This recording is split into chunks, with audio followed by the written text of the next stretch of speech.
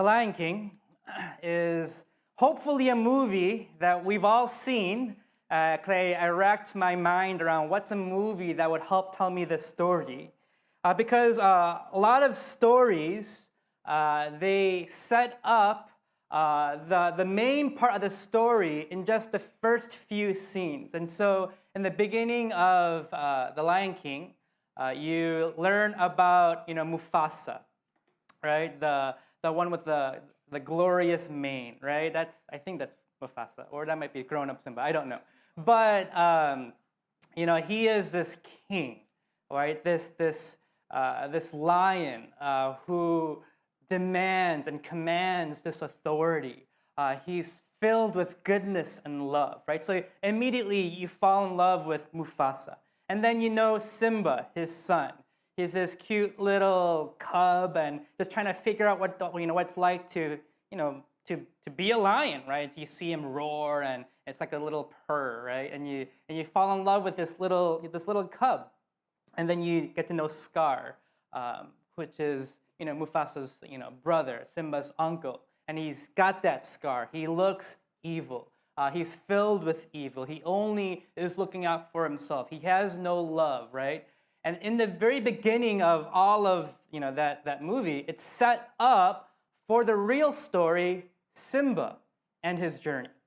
That's the whole idea of the first few moments. And so when Scar lures Simba into the valley, and then Scar starts to stampede, you see Mufasa risk his life and give his life for his son. Gospel story, right? But from there, it's Simba trying to understand how to live this life, and that's when the story begins. And so for Esther, everything that we've read up to now is the setup. And the next time we go into Esther, we're going to be starting the story.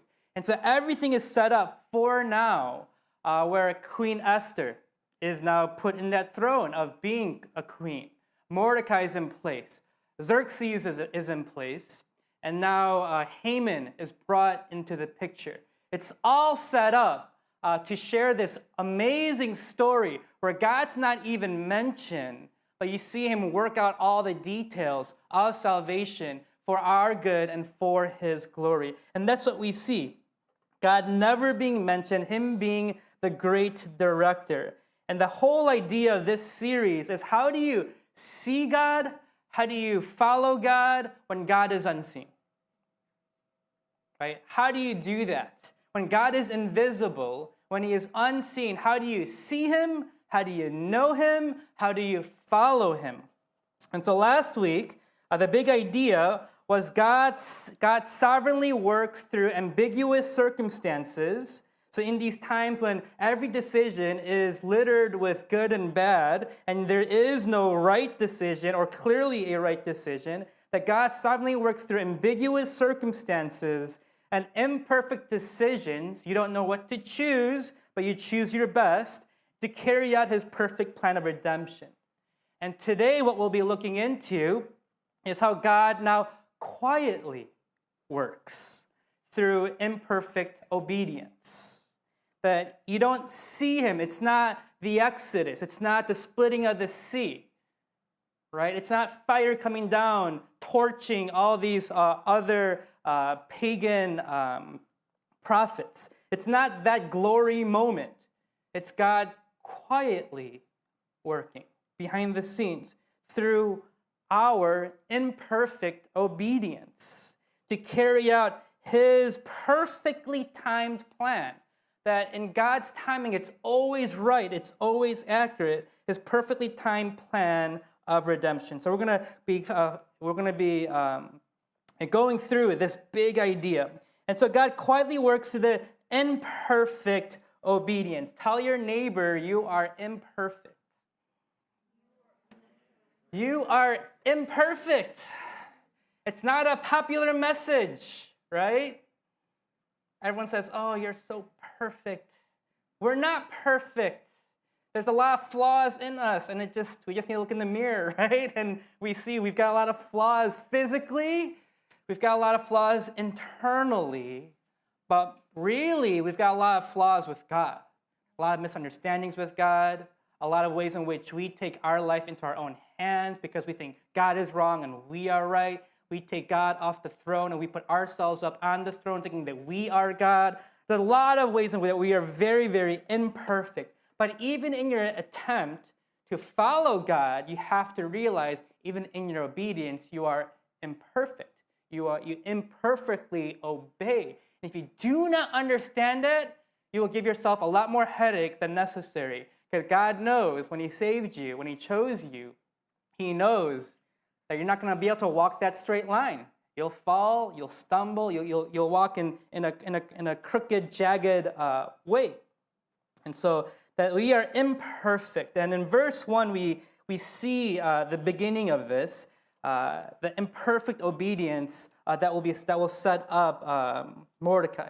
So in verse 1, after these things, King Ahasuerus promoted Haman the Agagite, the son of Hammedatha, and advanced him and set his throne above all the officials who were with him. If you don't know what an Agagite is, it's okay, but it's actually very important to know. And we'll get into that in a moment. And we don't know how much the people know, but the author intentionally lets us know, the audience, that Haman is an Agagite. And you have to understand that. He's an Agagite. Verse 2, and all the king's servants who were at the king's gate bowed down and paid homage to Haman. And for the king had so commanded concerning him. But Mordecai did not bow down or pay homage. Then the king's servants who were at the king's gate said to Mordecai, why do you transgress the king's command? And when they spoke to him day after day, and he would not listen to them, they told Haman in order to see whether Mordecai's words would stand, for he had told them he was a Jew. And the author leaves it at that. The author has no desire to put a judgment on what just happened. He doesn't say that Mordecai did good or bad. And it's important to know that. And it's important to know that his reasoning is that he's a Jew. Because if you know the story, Jews and Agagites, Jews and Amalekites have a rough past. You see, Haman, the Agagite, is given this position, second in power of Persia, potentially one of the most powerful nations ever to be assembled in history. And he wants everyone to bow down to him. And what you see is potentially a man who is power hungry, potentially a man who is maybe insecure and wants to fill that void in his heart by the worship or the honor of his people. But again, we don't know why. The author just is simply telling us the facts, the story. And then you see everyone bow down, and then Mordecai sticking out like a sore thumb, right? Everybody's bowing down, and then there's Mordecai. Right? So imagine if you were one of the people like bowing down and you see Mordecai in the corner of your eye like, dude, what are you doing? Right? Just imagine like even the scene in Lion King, right? When all the animals are bowing down, like showing reverence or respect to Mufasa the king, and you see just, one giraffe. Right? That's the idea, that this is blatantly, he's not trying to hide himself anymore. The whole time he's been trying to hide himself, and for some reason, he's not trying to hide himself. And so they ask him day by day. It seems that they're actually trying to work with him. Hey, like, Mordecai, come on, just bow down. Like, we like you. Like, give Haman a break. He's like, no. So day after day, he's doing this. Every time they're bowing, they're seeing in the corner of his eye, Mordecai, like, dude, what's going on? And his reason is, I'm a Jew. And the people would know. Because the people would know the story of the Jews and the Amalekites. But in your initial reading, and the way that you may have heard it in the past, was that Mordecai was standing up for religious conviction. Right? He is not bowing down to a pagan king nor a pagan god. And you may be thinking about Daniel and how Shadrach, Meshach, and Abednego, how they didn't bow down to the idol, so they were thrown into the fire, right? You may be thinking, yes, I want to be that person of conviction. But there's a problem with Mordecai's story. There's nothing that the commentator says about worshiping Haman or bowing down to him in that way, or that it's a compromise of conviction. The author has no desire to interpret what's going on. And so some commentators, and the commentators have a plethora of opinions on this. One says, he probably had a pin of a pagan god. And so because of that, when the people were bowing down, they were bowing down to and worshiping this pagan god.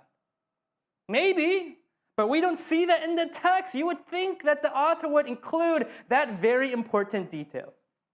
The other is that potentially Haman was claiming some sort of divine status. So again, it's like, okay, that makes sense. That's why you wouldn't bow. Again, the author has no desire to share that detail. And worse yet, chances are Mordecai did bow down to Xerxes. Chances are he did. Even in Esther 8, Esther falls down at the feet of Xerxes, pleading with him. And if anything, Xerxes is probably even more wretched and evil than Haman. And also, what other commentators say is this is just a cultural way to honor that position, right? If the president walks in, you stand. Are you worshiping him? No, right? In Korea, you may have a Korean boss. And so what do? You bow down, right? You bow, right? To show respect. It's a way of greeting. Right? Imagine me, I was at a church, I was at a Korean church pastoring here. Whenever the lead senior pastor would walk in, the 100 pastors would stand up and we would bow, right? And imagine me being like, I'm not gonna worship the senior pastor. And so as everyone's bowing down, I'm just like sitting down like, me and God, right? That's the idea. That's how confusing this is.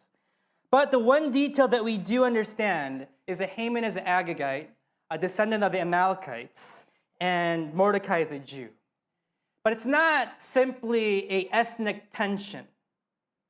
So it's not like, in Shakespeare, is it the Montagues and the Capulets? It's not like that. It's not simply a tension between two groups. Or I try to think of a more modern example, but I couldn't think of anything better than Team Jacob and Team Edward, if you get it. So some of you get it, yeah. But it's not simply that. It's not simply ethnic. It's not simply two groups at odds with each other. What it really is a spiritual conflict. And we have to understand it as that. It's not that God favors one people group more than the other. Right, the end picture in Revelation is people from all tribes, all tongue, all people will be there before the Lord, before Jesus, for he has purchased ourselves salvation because of through our wrongdoing. He has purchased and paid that debt. And so the idea is God is not simply for one group and against all other groups. Christianity is not a Western religion. It's not a Middle Eastern religion. It's not a Korean religion. What you will find is Christians in literally every part of the world because God is a God of all people. What you see here is not two groups against each other. What you see is a spiritual conflict, a people who hate God and therefore God's people. And it's something that you have to understand. Whichever century that you lived in, Sometimes Christians were viewed as very progressive, right? In Scripture, they had a very high view of women, which was not what was written of at that time or viewed of at that time. Today, now Christians can be considered maybe bigots or very too conservative, not with the times. But what you see is whenever you follow God, the people and the culture will be against it. And that's what we see here. But to help you understand a little bit more of the past, in Deuteronomy 25, you'll see it up here. We see the very beginning when the Amalekites are introduced in Deuteronomy 25. And this is what it says of the Amalekites. Remember what Amalek did to you on the way as you came out to Egypt, how he attacked you on the way when you were faint and weary and cut off your tail, those who were lagging behind you. And he did not fear God. You see, most authors of Scripture, they give the commentary. They give us the insight what's happening. And the author of Esther is choosing not to do that. So in here, we see that it's not simply that they're against the Israelites. They have no fear of God, no reverence of God. Therefore, when the Lord your God has given you rest from all your enemies around you in the land that the Lord your God is giving you for an inheritance to possess, you shall blot out the memory of Amalek from under heaven. You shall not forget. So God remembers these people are against my people and these people are against me. So he remembers that. Because you don't want to be against God. God is the only good. He is the only true love, right? There's nothing else outside of God. And so once you're against God, you are against him, his people, all goodness. First Samuel 15 then carries this out. And this is the reason Saul, before David, he's actually taken off the throne. It's because of this disobedience. So now it's taking that story of the Amalekites.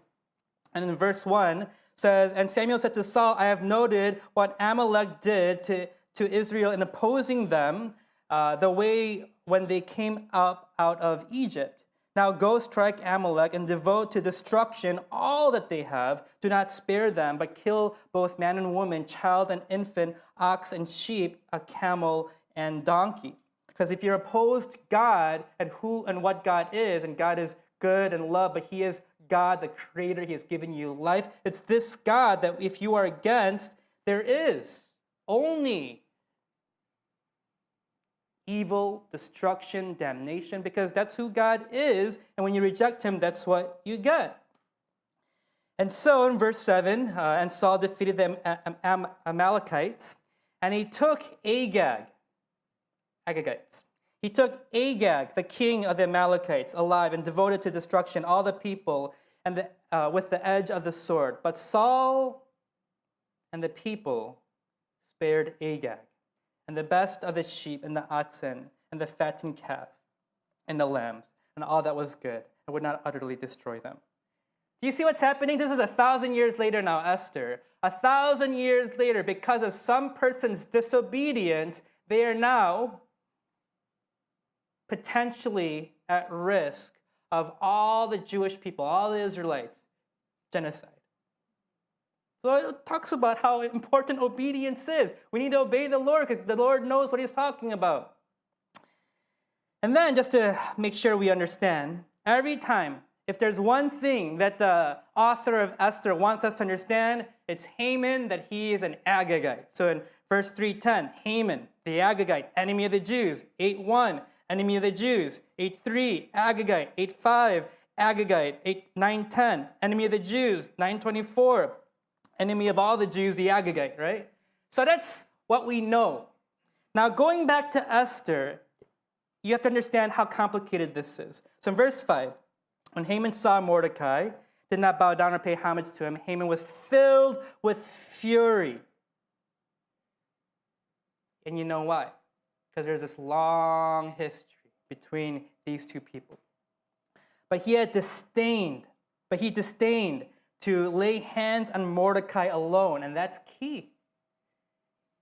It should have been simply off with Mordecai's head, but it's not.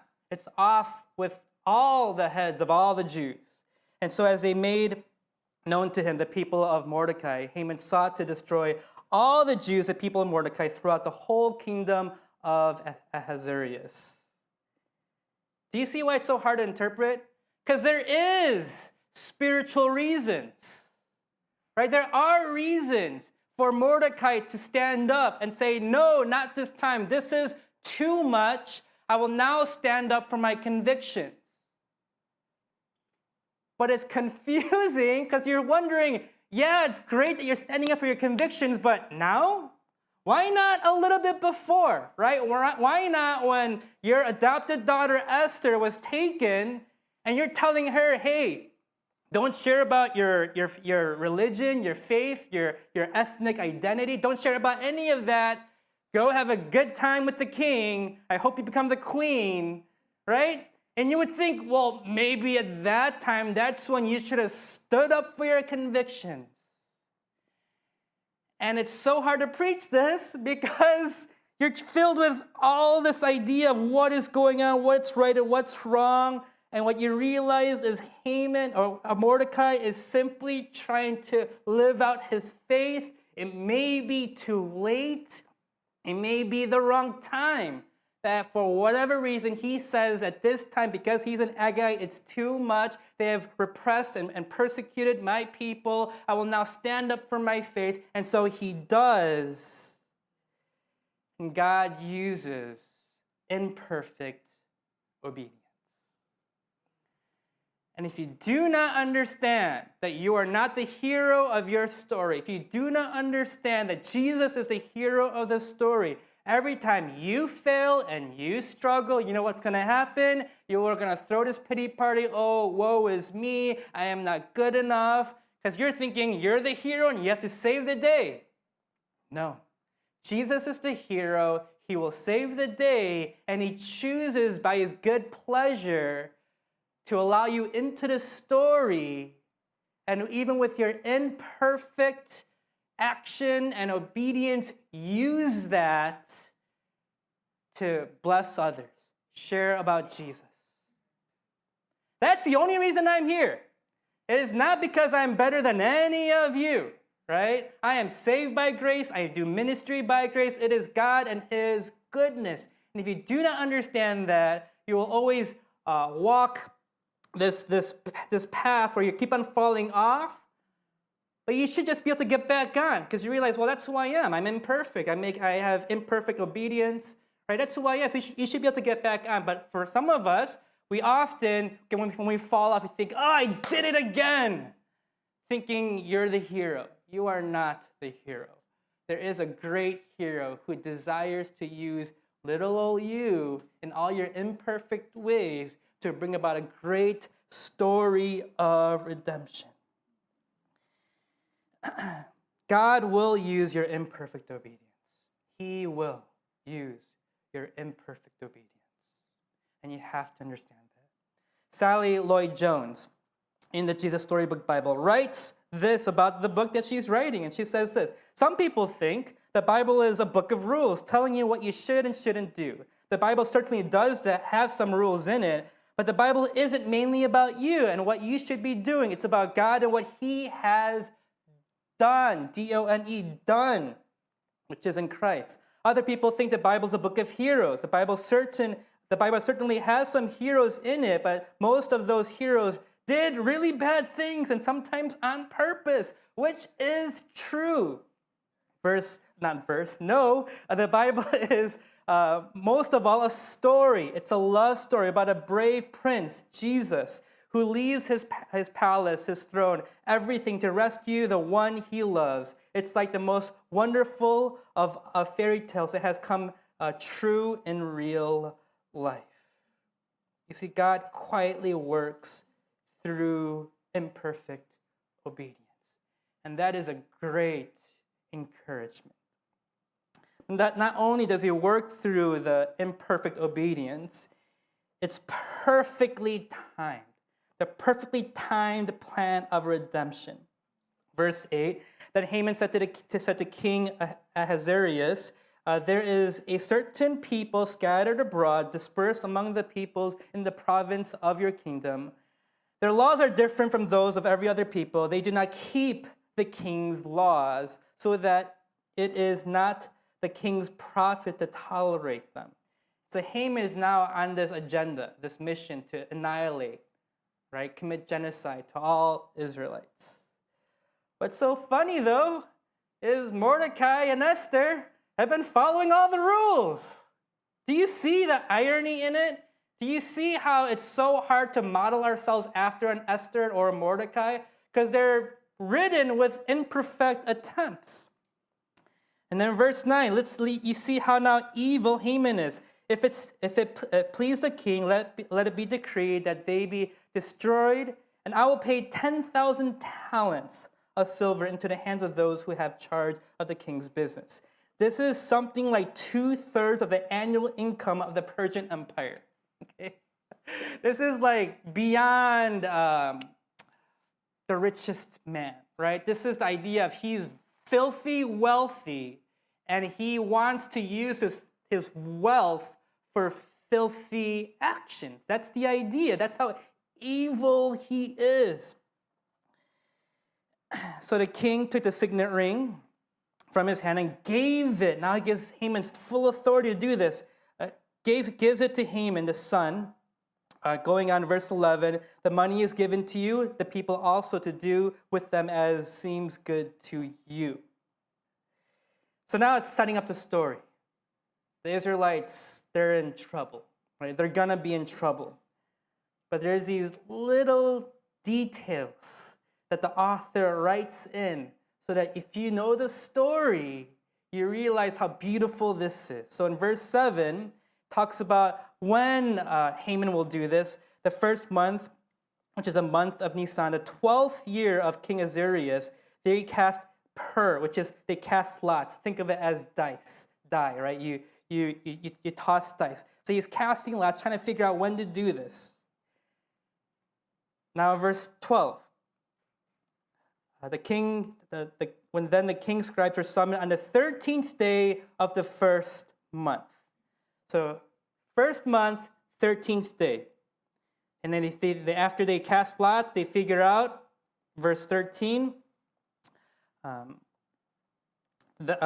letter was sent by couriers to all the king's provinces with instruction to destroy, kill, and annihilate all Jews, young and old, women and children in one day, on the 13th day of the 12th month. And you wouldn't know what's happening here, but what's so fascinating is the first month and the 13th day is the day after Passover. The first month and the 12th day is Passover. Exodus 12:18. In the first month, from the 14th day of the month, at evening, you shall eat unleavened bread until the first day of the month at evening. So when they cast lots, he includes the time so that the Israelites, as they read it and hear it, they're reminded and they're told of when it happens. What is going on? It's the idea that when God rolls die, he always wins. He's always on a roll, right? God's always on a roll when he plays. You ever play like Monopoly, and you get Parks Place and Boardwalk, and you know when you get that, you're set, and you get a couple of other pieces, you're set, and every roll, it works out in your favor. That's the idea. That's the humor in this. That's the irony in this. Haman is casting lots, rolling die. Okay, when should I do this? When should I do this? And this is how they would actually pursue wisdom from the gods. The irony is, as he's leaving it up to chance, God is behind the scenes working it out so that his people will be saved. You see, God, he's always on a roll, every time. And God is always on time. Whatever situation that you may be going through, he's not late. He is on time. And so trust him and trust in his time. And lastly, how does he do all this? He does it quietly. God works quietly, behind the scenes. You don't even see. Because everything that's now going to happen in chapter 4 and on, it's now all set up. In verse 1, when we see King Ahasuerus promote Haman, that's the last piece of the puzzle. There's Xerxes, there's Haman, there's Esther, there's Mordecai. They're all in their proper place. And little do they know, before impending doom, God has already been working behind the scenes, using their imperfect attempts in their ambiguous situations, working it out to perfectly time his great story of redemption. That's amazing. Before they even realize they have a need, before they even realize they need to pray, God has already been working to work it out for the good of his people. He's at work. He's at work behind the scenes in your life. He's been at work behind the scenes. I heard this story from one of my professors. The couple, the wife's mom, I think parents had passed away. They were at the house, cleaning up, the house, trying to get it in order to potentially sell. And as they were going through this, it was a hard time for obviously the wife. It was a hard time actually in their marriage as well. And as they were cleaning out the house, the husband sees a pile of magazines. So he goes over to the magazines and looks through them frantically. So the wife is confused, wondering what's going on. Like, why are you looking at these magazines? Do you even know what these magazines are? So he's like, hold on. He goes through them, and finally he finds a picture. And he gives it to his wife and says, that's me. In this magazine, that's me as a kid, as my parents were missionaries. In this magazine would highlight missionaries month to month. And as the wife sees this, her eyes are filled with tears. And so now the husband's confused, like, what's going on? And then she says, I remember that picture. I remember when my parents and I would sit around the dinner table and we would pray for the missionaries every month. But for some reason, I remembered this picture. And so throughout time, for months, she said she would just, for whatever reason, she felt she resonated with that picture and would pray for that family. Little did she know, she was praying for her future husband. So even in their hardship of life and in their marriage, do you think they walked away encouraged? Absolutely. Because they realized God was working behind the scenes even before we realized the hardship in it. I think about me in Korea. I should not be in Korea. Out of all Korean Americans, my English is probably the worst. But the reason I came to Korea, God was working something way back when. You see, I first had to get married to my wife, Sharon. Sharon had to know this brother named Eddie. Eddie was a pastor of the previous church I served at, and he's the one that brought me out to Korea. But for all that to happen, I needed to get to know Sharon. Sharon had to know Eddie. I needed to go on a missions trip to China when Eddie just happened to be there, and we go swimming in the Tumen River, and we had this crazy experience that we always talk about. All this stuff had to happen, be in line, before I even enter into pastoral ministry.